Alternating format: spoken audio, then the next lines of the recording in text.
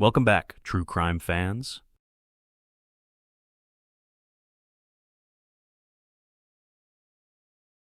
Blue Snow and Broken Certainty. Subscribe, like, and drop a comment, because once you hear how the unbreakable Supermax cracked, you'll never look at a prison the same way again. The first warning wasn't an alarm, it was a color. The sky over Florence, Colorado turned a kind of surgical blue, the kind that drains warmth from the world and makes every edge look sharper. Snow came hard and dry across the high plains, sweeping against the concrete angles of ADX like sand against a monument. The officers on Tower 3 huddled in parkas and watched the wind shear banners of powder across the recreation pens. They told each other the same thing they always told each other when the winter got mean. Nothing gets in, nothing gets out. But something already had. It began with a memo no one wanted to own. A single sheet, copied so many times the letters looked tired, routed to the warden's office after midnight and stamped urgent without a signature. At the top, a date 3 days in the future. In the center, 2 words in block print, camera blind, followed by a time 1437. The warden read it twice, then slid it into a folder marked inquiry and told himself the sender would surface. They never did. The folder went into a locked drawer. When the clock rolled over to 1437 the next afternoon and nothing happened, the warden let himself chuckle. Someone was bored. Someone had just gotten themselves transferred to trash duty for a month. On the 3rd day, the memo's date, a storm front rolled in and turned the yard to a sheet of blue ice. And at 1437, one camera on D-range blinked. It wasn't long. The blackout lasted 8 seconds, 6.4 if you believe the engineering logs, and no one at ADX did unless they were testifying. When the feed returned, the frame looked unchanged. A door, a slot, a rectangle of concrete under humming lights. But a junior tech with a habit of noticing things replayed the gap 11 times, frame by frame. In the moment the screen came back, the faint white chalk line that maintenance had snapped against the floor along the base of the wall to guide a repair, gone. Something with weight had scuffed it in a crescent. The tech told her supervisor. The supervisor told the lieutenant. The lieutenant, who had missed 2 birthdays and 1 wedding because of this place and had learned to love nothing more than plausible deniability, told her to reformat the drive and close the ticket. She did not. She sent the clip to a friend she'd made at a training conference in D.C., a woman named Mara Ellison who had worked counterintelligence before she could legally rent a car. Mara watched the clip in her office at the Justice Department, listened to the hum in the feed, the way it stuttered in the blackout like a heartbeat catching, and called the warden. She didn't ask if he had received a memo. She told him he had.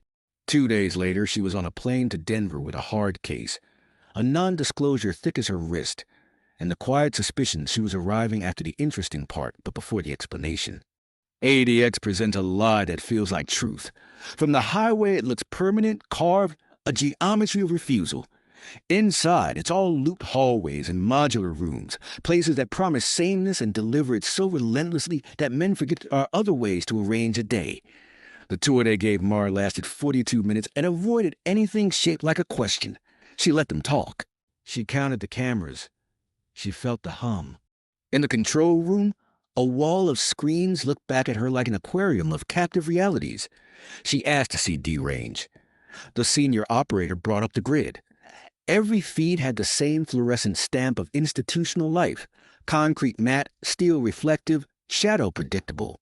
The operator pointed to the unit showpiece. Remote door controls that could isolate a single cell in half a heartbeat. Hard lines, redundant relays, isolated power, he said. We built it to be boring. Boring breaks quietly, Mara said. She asked for the maintenance logs, the HVAC reports, and the overtime rolls for the last 6 weeks. The warden's mouth tightened. He sent a deputy to fetch them. While she waited, she studied the map pinned under glass beside the operator's elbow. The schematic was a clean geometry of faith. Squares for cells, lines for corridors, circles for cameras. Nothing on it suggested the memory of mistakes. When the logs arrived, the first thing that bothered her wasn't what they said. It was what they didn't. 2 work orders had identical timestamps down to the second. One for replacing a camera transformer on D-range, the other for calibrating a dampener on the same circuit. Different signatures. Same pen pressure. Photocopy artifacts in the same places. The kind of duplication that meant someone was building a story for future readers. She requested the originals.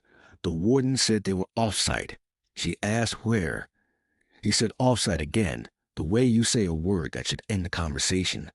That night, the snow piled against the Sallyport doors like it wanted to come in. Mara signed into a guest office and printed the memo the warden had denied receiving. The junior tech had forwarded a scan with metadata intact. The memo's header had been clipped, but not perfectly.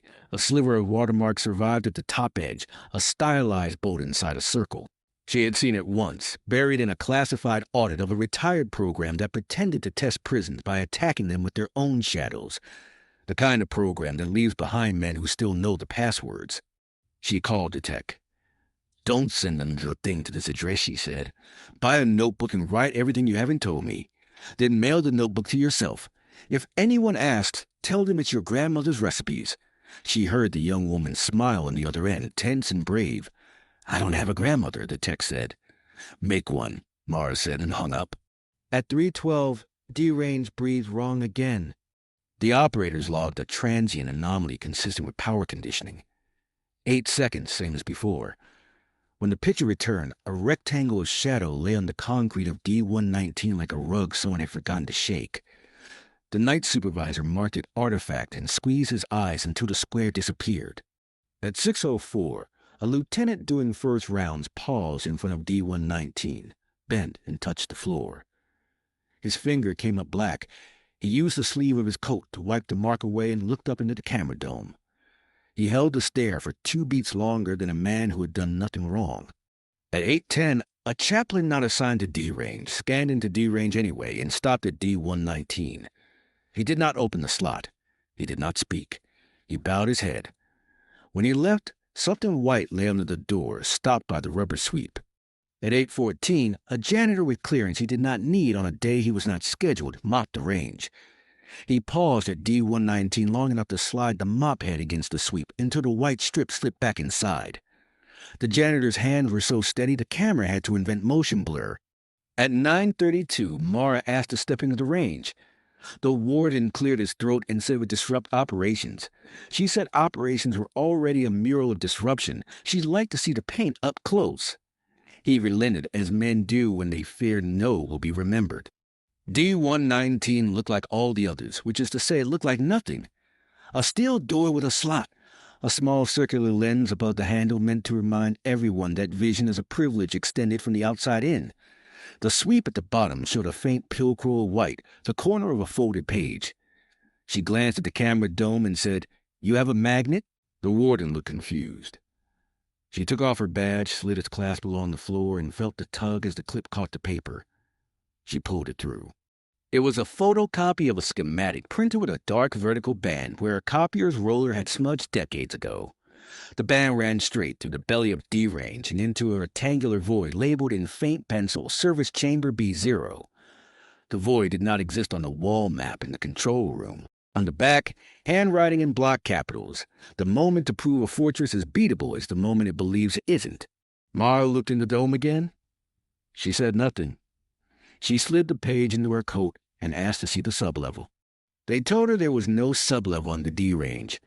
She asked to see the plans anyway. They brought her plans that ended at the corridor's floor. She asked the maintenance chief how he ran conduit across a gap that wasn't there. The chief said the conduit found a way. At 12:47, the control room clock stuttered, caught, and lost a second it would never see again. Across the panels, the locks registered closed, the cameras registered live, and the microphones recorded the hum of a building that had been taught to breathe in measured counts. Mara watched the grid. She felt, more than saw, the shift. It was subtle, the way a winter river lifts a fraction when a beaver opens a gate far upstream. D-119 darkened fractionally, the bulb in its fixture gleaming a little less brightly as if a load had taken a sip. "Power redistribution," the senior operator said, too fast. "Show me your bypass panel," Mara said. They took her to a gray metal box the size of a casket bolted to the wall behind the console. The padlock on it was new. The key took 2 tries. Inside, banks of breakers stood in an orderly forest.